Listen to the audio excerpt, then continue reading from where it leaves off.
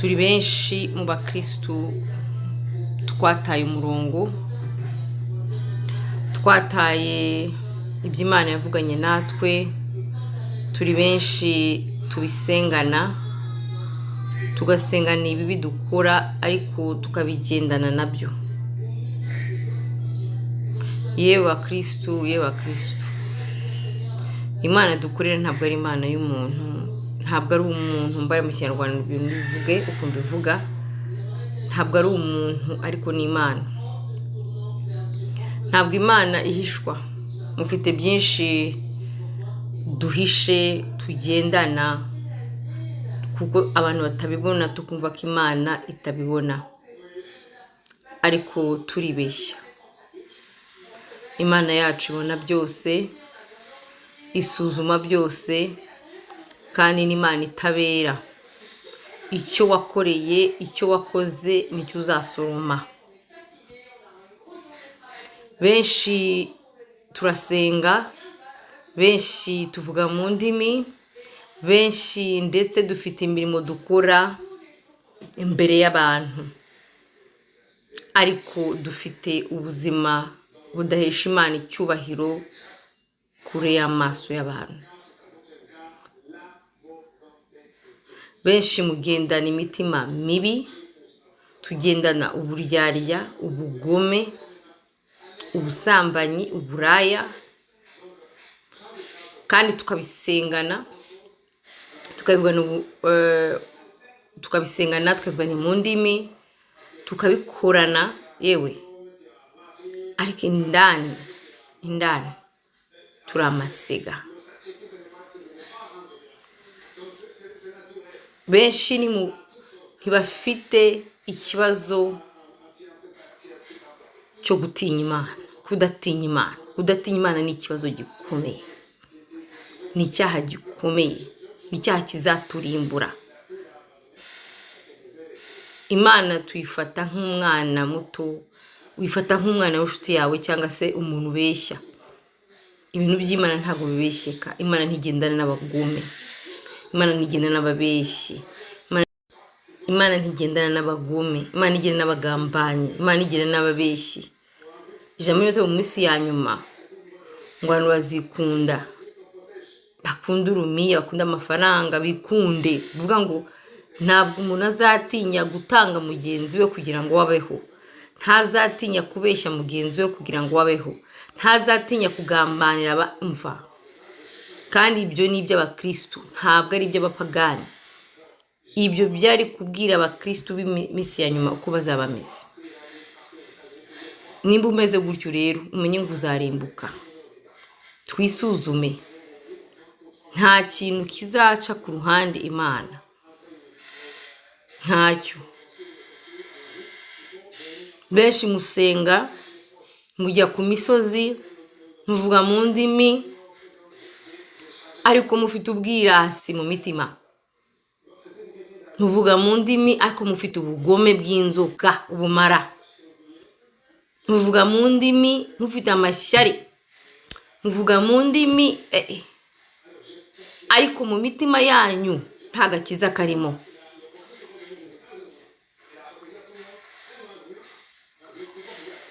Muvuga mu ndimi, mujya gusenga, mwigira abakristu, ariko indani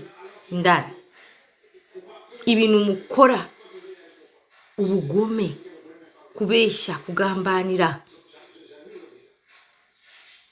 byose mu kwikunda, mwuka wo kwikunda,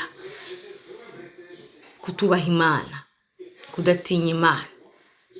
Imana iri kutureba, amaso y'Imana aratureba, ariko umenye ngo gusenga, kwiyiriza, kuvuga mu ndimi, ugendana ibyo byose mu mutima,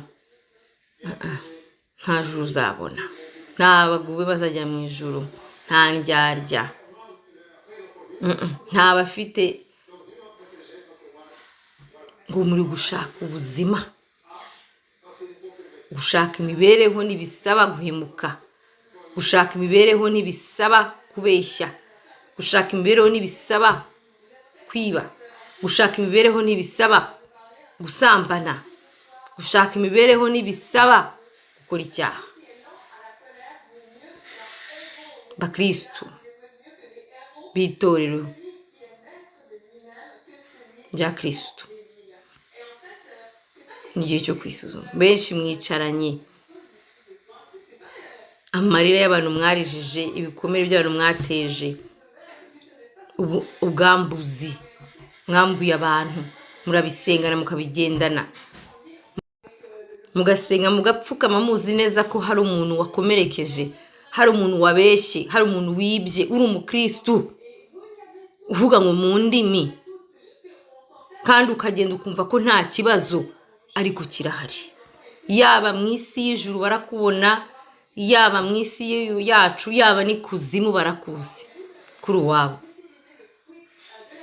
Mu kwihana, kumenya Bibiliya, kuvuga mu ndimi, gusenga cyane, kujya mu mazi, ibyo mukora byose, ariko tutubaha ijambo ry'Imana, ni uguta igihe. Ijambo ngo n'abadayimoni bumvise Yesu baratitira. Nta gitangaza rero ko uri gutitira uvuga mu ndimi. Turaza ngo Imana yadukoreye ibi tugashima Imana, ngo Imana yadukoreye ibi tugashima, ariko nyuma ibyo dukora tumaze gushima Imana. Benshi munashima Imana ibintu byavuye ahantu kwa Satani. Hari abaza gushima Imana ngo Imana yampaye inzu, ariko inzu wayivanye mu busambanyi, yo si Imana. Hari abashima ngo Imana yankoreye ibi, ariko yabigukoreye gute? Urebe isoko y'amafaranga ufite ahiva, urebe isoko y'iyo nzu, urebe isoko y'imodoka, urebe isoko ibi byose dufite.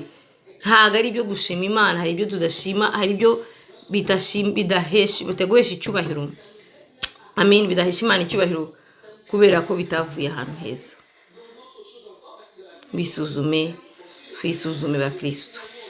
Ibihe birakomeye, ibi ni ibihe byo guhitamo, kandi icyo uhisemo nicyo uzasoroma. Nta buryarya mu ijuru, nta kubeshya. Ananiya na Safira bashatse kubeshya, bashaka kubeshya intumwa bagiye gutanga kugira ngo bapartage abadasoma Bibiliya mugiye gusoma. Dayero udasoma Bibiliya, iki nawe ufite ikibazo kandi uri umukristo.